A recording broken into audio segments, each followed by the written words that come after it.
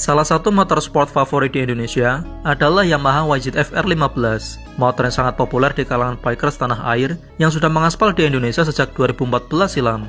Dihadirkan untuk menghadapi rival utamanya, yakni Honda CBR 150R, Yamaha R15 bisa dibilang sukses sejauh ini, menjalankan tugasnya untuk mengerecoki penjualan Honda CBR 150R itu sendiri. Nah, pada video kali ini, kita akan fokus membahas Yamaha R15 V2, atau bisa dibilang generasi pertama yang masuk ke Indonesia, yang kedatangannya langsung menggegerkan dunia roda 2 tanah air kala itu, karena menawarkan banyak sekali keunggulan dibanding para rival-rivalnya. Lagi-lagi semua berawal dari India. R15 pertama kali brojol ke dunia fana ini adalah pada tahun 2008 silam di India. Namun R15 generasi pertama ini nampaknya seperti sebuah Yamaha Vixion yang diberi jubah. Jadi anggapan kalau Vixion adalah motor sejuta skin, rasanya memang tak berlebihan jika melihat motor ini sob.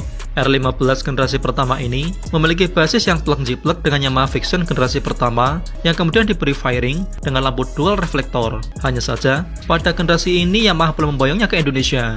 Namun lewat dunia maya, kehadiran motor ini banyak tercium oleh para bikers tanah air, sehingga banyak sekali Vixion di Indonesia kala itu yang dimodif ala-ala R15 lawas ini.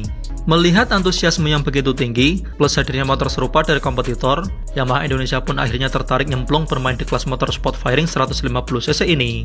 Tak mau setengah-setengah, Yamaha menjadikan Indonesia sebagai basis produksi R15 generasi kedua untuk kawasan Asia Tenggara, yang akhirnya brojol di tahun 2014. Dan inilah sosok motor yang sangat dinantikan kehadirannya di tanah air. Kehadiran R15 di tanah air sontak langsung menjadi perhatian besar para bikers karena memang menawarkan banyak hal yang tak dimiliki oleh para rivalnya. Secara desain, juga melompat jauh dari generasi sebelumnya, yang kini tak hanya sekedar sebuah Vixion yang pakai baju. Desainnya terinspirasi dari Yamaha R6, rangka aluminium delta box yang terkenal ringan namun kuat, swing arm model banana ala moke berbahan diecast aluminium, suspensi belakang monoshock dengan link, spakbor belakang menggantung ala super sport, ban gambot, panel speedometer perpaduan analog digital, jok model split, termasuk lampu belakang model LED dengan model yang keren, dan kala itu ditawarkan dengan harga 29,5 jutaan. Hanya saja, yang sedikit menjadi ganjalan buat para bikers tanah air untuk meminang motor ini adalah kata-kata SOHC. Yaps, mesin motor ini masih tetap mengandalkan SOHC 4 klep, meski secara umum tak terlalu inferior dibanding DOHC milik rivalnya CBR 150R.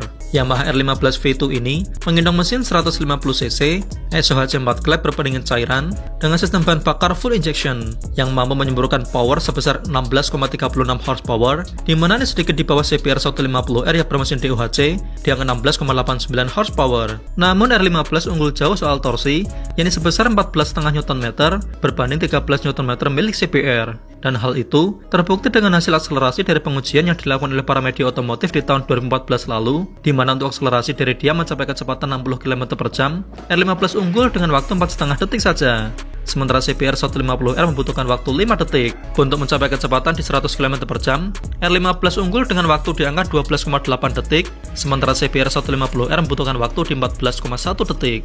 Namun untuk urusan top speed, jelas mesin DOHC CBR lebih unggul, yakni mencapai 136 km/jam berbanding 133 km/jam milik R15. Namun anehnya, dari pengukuran penggunaan race logik berbasis GPS, R15 justru unggul di angka 126,6 km/jam, sementara CBR 150R di angka 120,9 km/jam. Konsumsi BBM-nya juga jauh berbeda sob, di mana hal itu tentu berhubungan dengan jenis mesin yang dipakai, yakni DOHC dan SOHC, yang memang sangat berpengaruh terhadap konsumsi bahan bakarnya. Hasil tes ini Mimin rangkum dari blognya Kang IWP ya sob, yang dilakukan oleh para media otomotif kala itu. Jadi jangan protes ke Mimin kalau nggak sesuai, karena tentu saja perilaku berkendara real di jalanan juga bakal banyak mempengaruhi hasil akhirnya. Nah, saat ini Yamaha R15 sudah memasuki generasi keempatnya dan sudah semakin canggih meski tetap memakai mesin SOHC 4 klep andalan mereka. Namun buat sobat yang terkendala soal harga yang semakin mahal, membeli R15 bekas adalah solusinya, apalagi di generasi pertama ini yang pasaran bekasnya sudah di angka 15 jutaan saja sob.